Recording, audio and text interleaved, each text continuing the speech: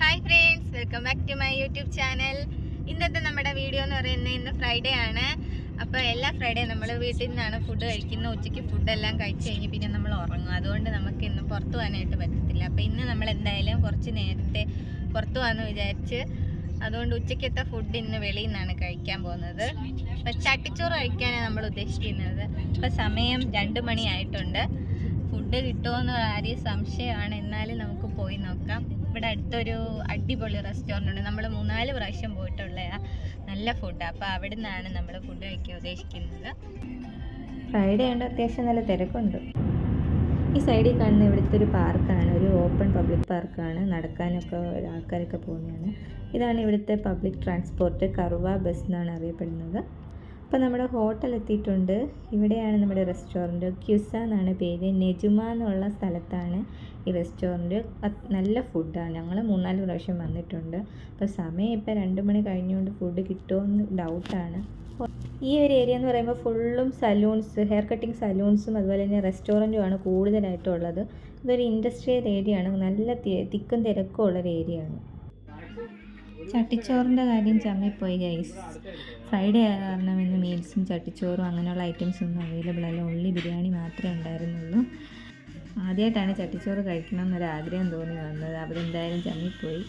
അപ്പോൾ പിന്നെ ബിരിയാണി എന്ന് പറയുന്നത് ഇവരുടെ ഒരു സ്പെഷ്യൽ ഐറ്റംസാണ്. മീൻസ് ഇവർ തലശ്ശേരിക്കാരായ കാരണം തന്നെ തലശ്ശേരി ബിരിയാണി നല്ല കിടിലൻ ബിരിയാണി ആയിരുന്നു ഗൈസ്. എന്തായാലും ഫുഡൊക്കെ സൂപ്പറായിരുന്നു. അതങ്ങനെ നമ്മൾ കഴിച്ചു. ഇവിടെ എപ്പോഴും നമുക്ക് ഇഷ്ടപ്പെടുന്ന നല്ല ഹിന്ദി പാട്ട്, മലയാളം പാട്ടൊക്കെ ആട്ടോ വെക്കുന്നത്. അങ്ങനെ നമ്മൾ ഫുഡൊക്കെ കഴിച്ചിട്ട് അവിടെ നിന്ന് ഇറങ്ങിയിട്ടുണ്ട്. നെക്സ്റ്റ് നമ്മുടെ പ്ലാൻ എന്താണെന്ന് വെച്ചാൽ ഒരു ഫ്ലവർ എക്സിബിഷൻ നടക്കുന്നുണ്ട് ഇവിടെ അടുത്തായിട്ട്. അവിടെ പോകാമെന്നുള്ളതാണ്. 4 മണിക്കാണ് അത് സ്റ്റാർട്ട് ചെയ്യുന്നത്. ഇപ്പോൾ സമയം ഏകദേശം 3:30 കഴിഞ്ഞിട്ടുണ്ട്. അപ്പോൾ ഇവിടുന്ന് അരമണിക്കൂറേ ഉള്ളൂ. അപ്പോൾ നമ്മൾ അവിടോട്ട് പോവുകയാണ്. സൗക്ക് വക്കിഫ് എന്ന് പറയുന്ന ഒരു ടൂറിസ്റ്റ് പ്ലേസിലാണ് ഈ ഒരു ഫ്ലവർ എക്സിബിഷൻ സംഘടിപ്പിച്ചിട്ടുള്ളത്. അപ്പം അത് 18-ാം തീയതി വരെയാണുള്ളത്. എല്ലാ ദിവസവും രാവിലെ 10 മണി മുതൽ വൈകിട്ട് 10 മണി വരെയാണുള്ളത്. ഫ്രൈഡേ ആയത് കാരണം ഇന്ന് 4 മണി തൊട്ട് 10 മണി വരെ മാത്രമേ ഉള്ളൂ. അതുകൊണ്ട് നമ്മൾ 4 മണിക്ക് അതുകൊണ്ടാണ് പോകുന്നത്.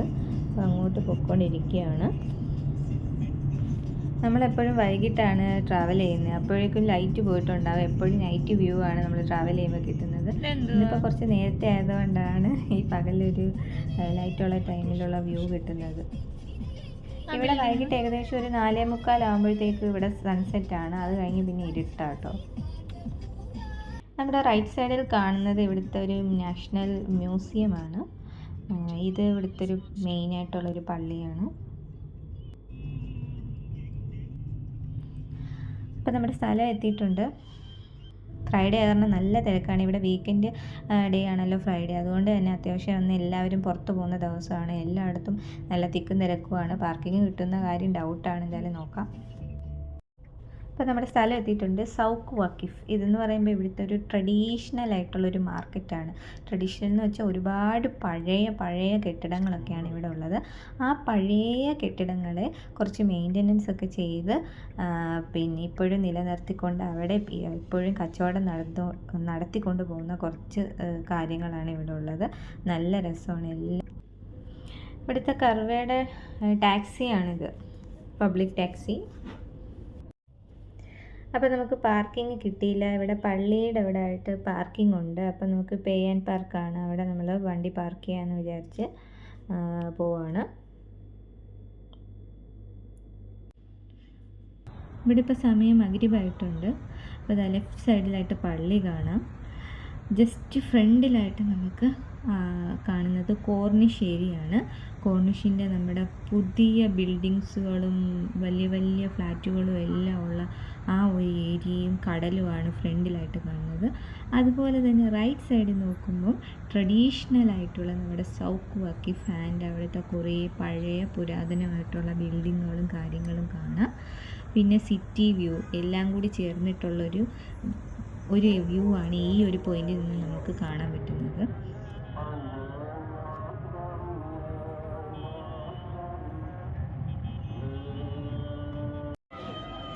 ആ ലൈറ്റൊക്കെ സെറ്റ് ചെയ്തിട്ടുള്ള ആ ഏരിയയിലാണ് ഫ്ലവർ എക്സിബിഷൻ നടക്കുന്നത്. അതിൻ്റെ തൊട്ട് ഫ്രണ്ടിലായിട്ടാണ് ഈ ഒട്ടക സവാരി അതുപോലെ തന്നെ കുതിര സവാരിയൊക്കെ അറേഞ്ച് ചെയ്തിട്ടുണ്ട്.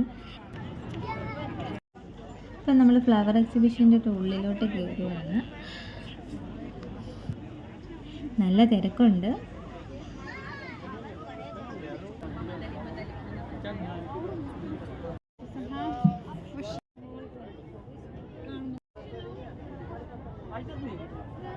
ലൗഞ്ച് ഷേപ്പിലൊക്കെ ചെടി ഡിസൈൻ ചെയ്ത് വെച്ചിരിക്കുന്നു.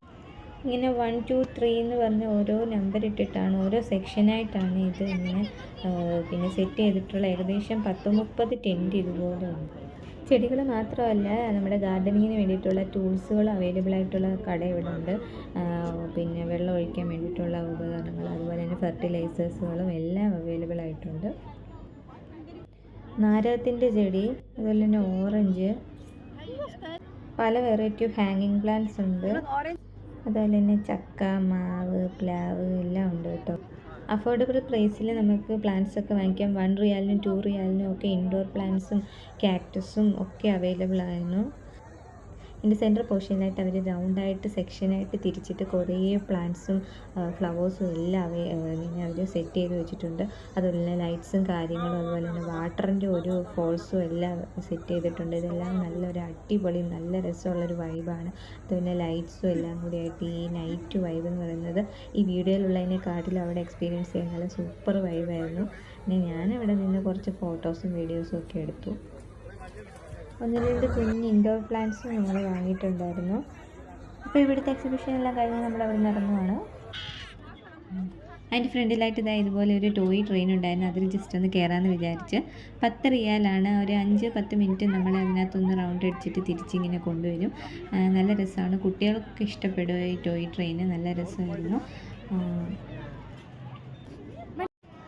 അപ്പോൾ നമ്മൾ അവിടെ നിന്ന് ഇറങ്ങുവാണ്. അതിൻ്റെ തൊട്ട് ഓപ്പോസിറ്റായിട്ടാണ് നമ്മുടെ സൗക്ക് വാക്കിഫ് ഉള്ളത്. അവിടെ ജസ്റ്റ് ഒന്ന് കയറി നോക്കാമെന്ന് വിചാരിച്ചു. ഫുള്ളായിട്ടൊന്നും നമ്മൾ പോയില്ല, എങ്കിലും ജസ്റ്റ് കുറച്ച് ഏരിയ മാത്രം ഒന്ന് കവർ ചെയ്തിട്ട് അവിടെ നിന്ന് പോകാമെന്ന് വിചാരിച്ച്. എല്ലാം പഴയ ബിൽഡിങ്ങുകളാണ്. അത് കുറച്ച് മെയിൻ്റനൻസ് വർക്കൊക്കെ ചെയ്തിട്ട് പുതിയതാക്കി നിലനിർത്തിയിരിക്കുകയാണ്. ഈ സൗക്ക് ഓഫ് കേവിൻ്റെ ഫുള്ളായിട്ടുള്ളൊരു മാപ്പ് ഇവിടെ കൊടുത്തിട്ടുണ്ട്. സമയം ലേറ്റായ കാരണം നമ്മൾ എല്ലാ സെക്ഷനൊന്നും കണ്ടില്ല. ജസ്റ്റ് ഈ ബേർഡിൻ്റെ സെക്ഷൻസ് മാത്രം ഒന്ന് കാണാമെന്ന് വിചാരിച്ച്. ഈ ഒരു ഏരിയ ഫുള്ളായിട്ട് ബേർഡിനെ വിൽക്കുന്ന കുറേ കടകളാണ് ഉള്ളത്. ഈ കടകളിലെല്ലാം ഈ ഫാൽക്കൺ എന്ന് പറയുന്ന പക്ഷിയാണുള്ളത്. അതിൻ്റെ എല്ലാം കണ്ണിങ്ങനെ കെട്ടി വെച്ചിട്ടുണ്ട്. ഫാൽക്കൺ എന്ന് പറയുന്നത് ഈഗിള്, പരുന്തിനെ പോലെ ഇരിക്കുന്ന ഒരു പക്ഷിയാണ്. പക്ഷേ അത് ആക്ച്വലി പരുന്തല്ല. ഈ ഫാൽക്കൺ എന്ന് പറയുന്നത് ഖത്തറിൽ ഭയങ്കര ഇമ്പോർട്ടൻ്റ് ആണ്, ഫേമസ് ആണ്. മീൻസ് ഫാൽക്കണി എന്ന് പറയുന്ന ഒരു സ്പോട്ട് ഇനം തന്നെ ഖത്തറിലുണ്ട്. ഈ അറബികളാണ് അത് നടത്തുന്നത്. അതുകൊണ്ട് തന്നെ ഈ ബേർഡിന് നല്ല ഡിമാൻഡാണ്. ഈ കിളിയുടെ കണ്ണ് കെട്ടി വെച്ചിരിക്കുന്നതിൻ്റെ കാര്യത്തിനെ കുറിച്ചാണ് ഈ കടക്കാർ സംസാരിച്ചുകൊണ്ടിരിക്കുന്നത്. നമ്മൾ വിസിറ്റേഴ്സ് അവിടെ ചെല്ലുമ്പോൾ നമ്മളെ കണ്ടിട്ട് പേടിച്ചിട്ട് കിളി ഇങ്ങനെ പറക്കാൻ ചാൻസ് ഉണ്ട്. അങ്ങനെ പറക്കുമ്പോൾ ചിറകിട്ടടിക്കുക, അതിൻ്റെ ചിറകൊക്കെ ഒഴിഞ്ഞു പോവുകയൊക്കെ ചെയ്യും. അങ്ങനെ സംഭവിക്കാതിരിക്കാനാണ് ഇതിനെല്ലാം ഇങ്ങനെ കണ്ണ് കെട്ടി വെച്ചിരിക്കുന്നതെന്നാണ് കടക്കാരൻ പറഞ്ഞത്. ചിറക് കൊഴിഞ്ഞു പോയി കഴിഞ്ഞാൽ ഇതിൻ്റെ ഡിമാൻഡ് കുറയും. അതുപോലെ തന്നെ ഇതിൻ്റെ അങ്ങനെ ഈ ഫാൽക്കൺസിൻ്റെ പ്രൈസ് ഡൗൺ ആയി പോവും. അങ്ങനെ പിന്നെ അതിനെ ആരും വാങ്ങത്തില്ല, മത്സരത്തിനൊന്നും പങ്കെടുക്കാനായിട്ട് വാങ്ങിക്കില്ല എന്നാണ് കടക്കാരൻ പറഞ്ഞത്. അപ്പം ഇത് വേറൊരു കടയാണ്. ഇവിടെയും ഇതുപോലെ തന്നെ ഫാൽക്കൺസിനെയാണ് മെയിനായിട്ടും ഉള്ളത്. ഇതിനെ ട്രെയിൻ ചെയ്തിട്ടാണ് നമ്മൾ പ്രോഗ്രാമിന് പങ്കെടുപ്പിക്കുന്നത്. അതിൻ്റെ ട്രെയിനിങ്ങിന് വേണ്ടിയിട്ടുള്ള എല്ലാ സാധനങ്ങളും ഈ കടയിൽ അവൈലബിൾ ആണ്. അതിന് ഇടാനുള്ള ഗ്ലൗസുകൾ, അതുപോലെ തന്നെ അതിൻ്റെ കുറേ മാസ്ക്, മരുന്നുകൾ, അങ്ങനെയുള്ള കുറേ ബാഗ്സ്, അതുപോലെ തന്നെ കൂടെ എല്ലാം ഇവിടെ അവൈലബിൾ ആണ്. ഇവിടെ ഇറങ്ങുമ്പോൾ ഒട്ടകങ്ങൾ മാത്രമുള്ള ഏരിയ കാണാം. അവിടെ ഫുൾ ഒട്ടകങ്ങളാണ്. ഒട്ടകത്തിൻ്റെ ഫാമാണെന്ന് തോന്നുന്നു. അവിടെ ഒട്ടകങ്ങൾക്കെല്ലാം ഇങ്ങനെ പുറത്തായിട്ട് ഇങ്ങനെ ബെഡ്ഷീറ്റ് വെച്ച് കൊടുത്തിട്ടുണ്ട്. ഇവിടെ ഇപ്പോൾ വിൻ്റർ സീസൺ ആയത് കാരണം തണുപ്പ് അടിക്കാതിരിക്കാൻ വേണ്ടിയിട്ടാണ് ഇങ്ങനെ ചെയ്യുന്നത്. ഫാനിനൊക്കെ ഇങ്ങനെ കവറിങ് ഉണ്ട് കേട്ടോ. ഒട്ടകത്തിന് അത്യാവശ്യം ഉയരമുള്ള കാരണം അതിൻ്റെ ഇടയിലൊന്നും തലയിടാതിരിക്കാൻ വേണ്ടിയിട്ടായിരിക്കും ഇങ്ങനെ ചെയ്യുന്നത്. അപ്പോൾ നമ്മൾ അവിടെ നിന്ന് ഇറങ്ങിയിട്ടുണ്ട്. ഇറങ്ങുമ്പോൾ ഇതിൻ്റെ ഫ്രണ്ടിലായിട്ട് ഇവിടെ ഒരു സ്റ്റേജ് ഉണ്ട്. ഇവിടെ പ്രോഗ്രാംസും കാര്യങ്ങളും ഒക്കെ എപ്പോഴും നടക്കുന്ന സ്റ്റേജാണ്.